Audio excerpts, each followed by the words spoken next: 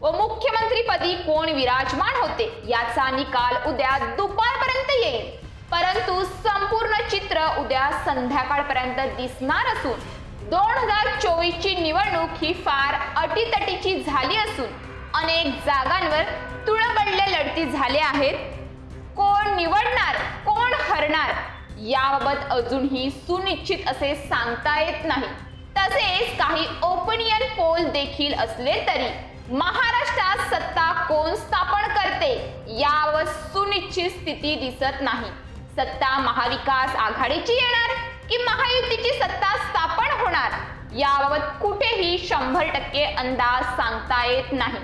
कारण की लोकांच्या मनात काय चाललंय, लोकांनी आपला कौल कोणाच्या बाजूने दिला आहे हे मतपेटीत बंद झाले असून कोण प्रचार यंत्रणेमध्ये यशस्वी झाले, उमेदवार देण्यात कोणाची बाजू वरचढ ठरली, भाजप सेना राष्ट्रवादी युती सत्ता स्थापित की काँग्रेस राष्ट्रवादी सेना स्थापित करते। भाजपा सोबत देखील सेना राष्ट्रवादी आहे तो काँग्रेस सोबत देखील सेना राष्ट्रवादी आहे। म्हणून मूळ विचारधारेचा प्रश्न कोणत्याच पक्षाकडे शिल्लक नाही आणि मूळ मतदार देखील त्यांच्याकडे राहिला नाही।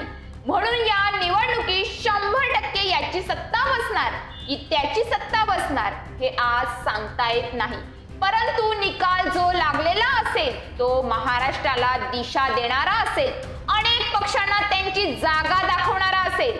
त्यामुळे 24 तासानंतर अनेक गोष्टी स्पष्ट होत असल्या तरी यंदाची निवडणूक युतीची सत्ता बसते की आघाडीची सत्ता बसते की तोडाफोडीचे राजकारण होते हे आज देखील स्पष्ट सांगता येत नाही।